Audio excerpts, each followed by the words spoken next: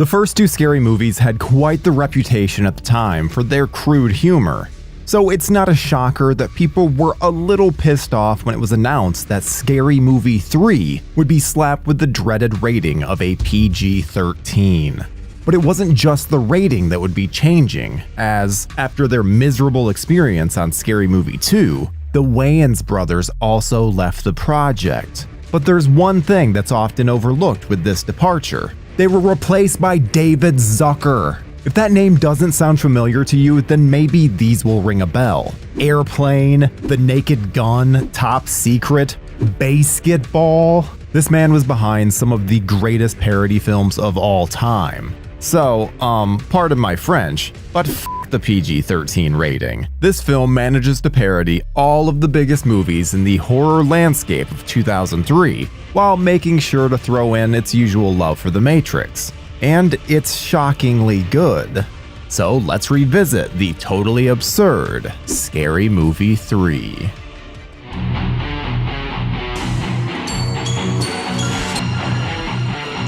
Nice hearing from you, Carlos. A mysterious crop circle appeared in local farmer Tom Logan's cornfield. Elaborate prank or extraterrestrial phenomenon. It's clear something strange is happening in that small town. Ross? I'm sorry, I wasn't listening. I'm Tyler Nichols with JoBlo Horror Originals, and we've had a fun time going through the horror parodies of the Scary Movie franchise. From Scream to The Exorcist, it's always fun to see what horror titles they'll put in their crosshairs. So it may surprise you to hear that Scary Movie 3 was going to avoid horror entirely. That's right, initially the film was going to be a parody of the Star Wars, Lord of the Rings, and Harry Potter franchises. It was to be titled Scary Movie 3, Episode 1, Lord of the Brooms. But thankfully, they came to their senses and scrapped that terrible idea, instead deciding to do what the franchise is known for, parodying the horror genre. With a script by Pat Proft and Craig Mazin, yes, The Last of Us own Craig Mazin, they were off to the races. David Zucker is a comedy genius, but obviously has different sensibilities than the Wayans, opting for more of the outlandish slapstick comedy that's prevalent in the Naked Gun films, and it works to perfection. Anna Faris has always been a master of physical comedy, putting her whole body into getting a laugh, so her and Zucker feel like a match made in parody heaven.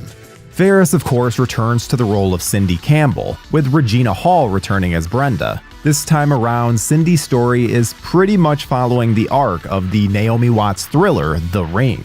She even goes blonde for the role, and never looked back. There's a videotape where a scary long-haired girl will kill you 7 days after the initial viewing of the video. Cindy's trying to protect young Cody, who is the son of her secret meth-addicted sister? Guess that's one way to give her a kid without stepping on the past movies. Though they give him a very, interesting dynamic with a priest. Could you rub this lotion on his little bottom? Just apply it liberally. Daryl Hannah's so underrated. The Ring is pretty prominent in the film, with the intro parodying the opening of The Ring, only with the teens replaced with Jenny McCarthy and Pamela Anderson. This is a great callback to Carmen Electra's appearance in the opening of the first film, and features some genuinely funny moments. Are you okay? Are you okay?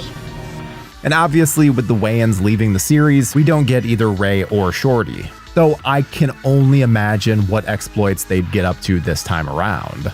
Scary Movie 3 adds in a whole new set of characters and a B-plot for us to follow, with Charlie Sheen and Simon Rex as Tom and George. Sheen is an absolute legend in the parody scene, with Hot Shots and Hot Shots Part 2 being two of the greatest parody films of all time. That is the whitest white part of the eye I've ever seen. Do you floss? And Rex immediately makes a name for himself, holding his own across from both Sheen and Ferris. I'm great with kids. Heads up, Cody. Their story mostly follows the M. Night Shyamalan movie Signs, with mysterious crop circles popping up and strange happenings on their farm. They're essentially Graham and Meryl, and they follow along pretty closely with the original film. Though there's just one kid. Since the two storylines come together, Cody can serve as the other kid for the sake of the plot. There's a great moment in Signs where Mel Gibson's character comes across a car accident, which turns out to be his wife hanging on for dear life. And all because of Scary Movie 3, I can't watch that scene without having visions of this one. Let's say this is her bottom half. Can I squeeze in a few minutes with that? I'm not sure what you mean. Let me explain. Tom. And all of this is made funnier by the fact that Denise Richards and Charlie Sheen were actually married at the time. George also has a side plot that follows the Eminem movie 8 Mile, complete with a rap battle and the introduction of two of his friends. While Kevin Hart may be huge these days, this was his first appearance in a major motion picture, and he clearly has that trademark boundless energy that would be highlighted throughout his career, even if I can't stand him.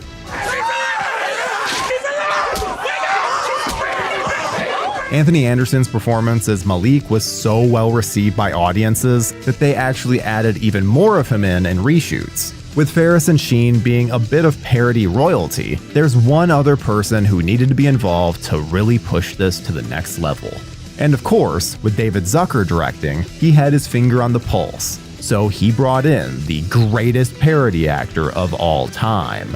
I'm of course talking about Ja Rule. I'm kidding. Leslie Nielsen. Nielsen plays President Harris, someone who is clearly just meant to be silly and misinterpret the situation. D.L. Hughley appears as one of his aides, while we get Ja Rule playing a Secret Service agent.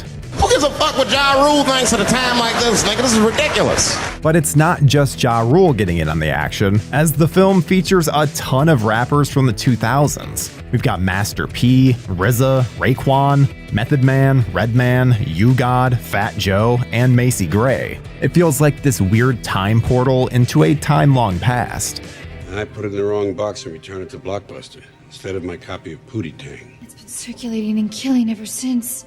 Just like Pootie Tang. The first Scary Movie parodied the original Matrix, with a fun scene between Ghostface and Cindy. With Matrix Revolutions releasing just 2 weeks prior to Scary Movie 3's release, the filmmakers thought it was the perfect opportunity to parody the series yet again. Queen Latifah and Eddie Griffin were brought in as obvious parodies of The Oracle and Morpheus. George Carlin even appears as The Architect, really leaning into the Reloaded aspect of the parody. And there was supposed to be a lot more. They actually completely changed the ending of the movie after poor test screenings. So it wasn't just Anthony Anderson that was added. There was actually a lot more of the Matrix Reloaded parody, with a full-blown recreation of the Smith battle from the film. And Cindy goes into full Trinity mode. The Hulk even makes a completely random appearance. You can see some of this footage on the physical releases, which even shows that the aliens had a much less silly design originally. Thankfully, they decided to focus more on the Signs and The Ring parody, though it does mean that we lost out on William Forsythe, who automatically makes every movie better. The actual ending sees the aliens being very silly, peeing out of their fingers, and the evil Tabitha being vanquished back into the well. And I feel like it needs to be pointed out that it's actually Leslie Nielsen's president that saves the day, opening the door and knocking her down the well. And yes, it's very similar to a certain scene from Airplane. I just want to tell you both good luck. We're all counting on you. So really, it's Nielsen that's the true hero of our story, as it should be. Before we continue with our video, here's a reminder to click the Store tab on any of our JoBlo channels and browse our collection of the latest and freshest designs in our merch store. Go get you some. There's also a funny parody of The Others, which ended up tricking tons of viewers, with even the studio asking, "How did you get Michael Jackson to be in the movie?" And I'm sorry if this is where you have to find this out, but this is not actually Michael Jackson. But sorry, this was Michael Jackson lookalike Edward Moss. Yet somehow still people were fooled. This parody was actually at the suggestion of Bob Weinstein, who was a fan of the film. So I guess we can give a Weinstein credit for a decent idea.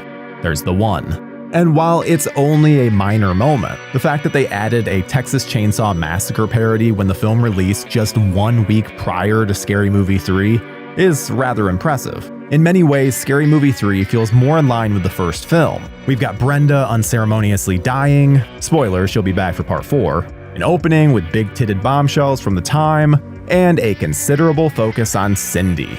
They even give us a recreation of the ending, you know, where Cindy gets hit by a car out of nowhere. Well, here it's Cody, and they do a nice bait and switch.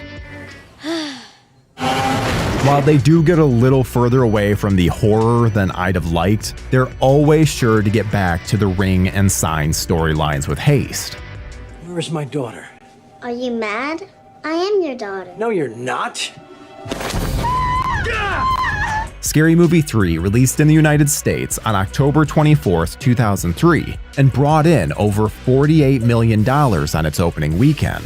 The movie would end its tally at over $220 million, making it a massive financial success. But I was there in 2003, and this movie was not well liked. The PG-13 rating really pissed people off, and it only received a 35% on Rotten Tomatoes.